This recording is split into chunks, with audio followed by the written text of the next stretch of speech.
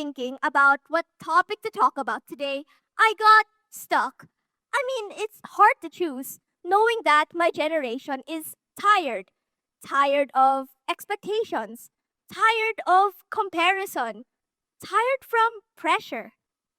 So I'd like to remind everyone that I'm standing here not as someone who has everything figured out, but as a teenager, a student who is still trying to understand everything: school, friendships, life, the future, and especially myself.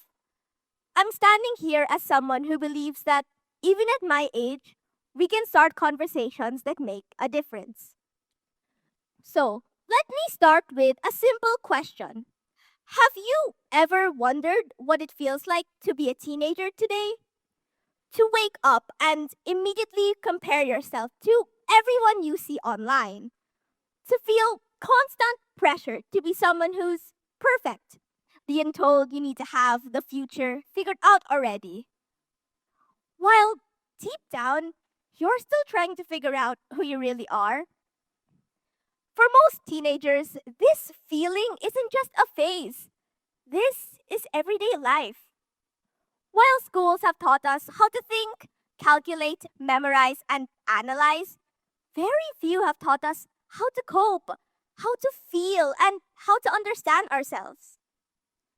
To understand this reality more, I conducted a survey of around 60 students from years 7, 8, and 9. The results were eye opening. 70% of the students have experienced or witnessed bullying. Around 65% feel lost with no clear idea of what they want to do in the future. And when these teenagers feel sad, more than half simply cry and keep their emotions to themselves. So I ask, are we really going to let teenagers keep on feeling lost, bullied, and emotionally overwhelmed? Or is it finally time to get the courage to try to change something? Maybe it's time to admit that education has focused too much on the mind and not enough on the heart. Let's imagine a different world. A world where students don't just know formulas, but know themselves. A world where kindness and empathy are taught, where insecurity is replaced by self worth, and where everybody believes that they are valuable in their own way. In that world, teenagers wouldn't feel so lost because they would already understand their strengths and know how to grow them even more. There would be less bullying, less depression, and less fear of being different, since everyone would know how to respect one another. But the question is, in the state we're in, is a world like this even possible? Since we don't even teach a 5-year-old how to share, should we really be surprised if a 15-year-old doesn't know how to be kind? Now, according to UNICEF, 90% of a child's brain development happens before the age of 5, which is the foundation years for processing emotions and self awareness. What children learn during these years is what they carry into adolescence and adulthood. If they were not taught how to manage emotions, understand stress, or resolve conflict early on, these gaps, they don't disappear, they grow. This helps explain why teenagers feel so overwhelmed today. I mean, we have built a world that expects them to navigate emotions, pressure, and purpose without ever teaching them how. And this is exactly where our education system must evolve. Now, when we talk about improving education, our brain jumps straight to academics. You should improve your math grade. Just study harder. Or maybe you just need to read more books. But what if the real issue isn't that students aren't learning enough? What if they're just not learning the right things they need? First, let's imagine a school where a student's major subject isn't the same for all, but instead is based on their strengths. Instead of forcing every student to excel in everything, why not help them identify what they're naturally good at and develop real skills there? Some students excel in numbers, others in sports, arts, leadership, innovation, or even compassion. Why not let them do what they're meant to do? Because when students are allowed to work on their strengths, they won't just perform better, they'll feel seen, they'll gain confidence, they can believe in themselves.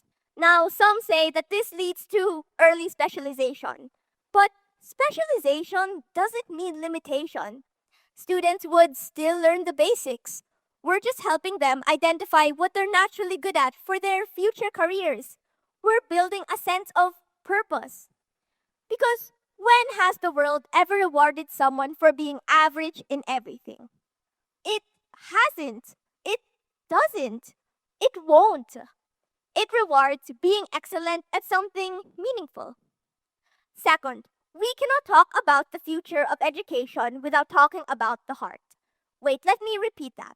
We cannot talk about the future of education without talking about the heart.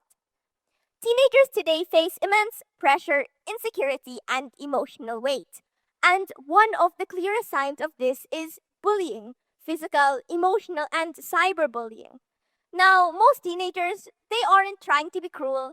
They just don't know how to understand others or even themselves. How can we expect a teenager to treat others with compassion if they don't know how to manage their own emotions? How can they stand up for themselves if they don't understand their own worth? This is why emotional intelligence, self awareness, kindness, resilience, communication, and values must be intentional subjects structured for school, not just optional lessons. Because when we educate the heart as much as the mind, we won't just reduce bullying, we'll transform how students think, act, and learn. Third, of course, academics still matter. It's just not the center of everything. Math, language, science, social studies, these remain important foundations, but they shouldn't overpower everything else. Instead, they should be taught for real life situations. Math for financial literacy and problem solving. Language for better communication and connection. Science for health and understanding the world. When we teach these things for real life situations, learning actually becomes meaningful. I've realized that for years we've measured success through grades and test scores. We celebrate those who memorize best or finish first. But when students step outside the classroom, they all ask the same thing: who am I? Where do I belong? The truth is, the world is changing faster than ever, and academic knowledge alone is no longer enough because what matters now is knowing ourselves. So, what if the future of education isn't about adding more subjects or giving them more tests? But what if it's about leaving space for learning about ourselves? Every student and every teenager deserves an education that nurtures not only the mind, but also the heart. Because when we start teaching both, we won't just create smarter students, we'll create stronger, kinder, and more fulfilled human beings. That is the future of education. That's when we start changing lives and when we finally understand that the real lesson is you.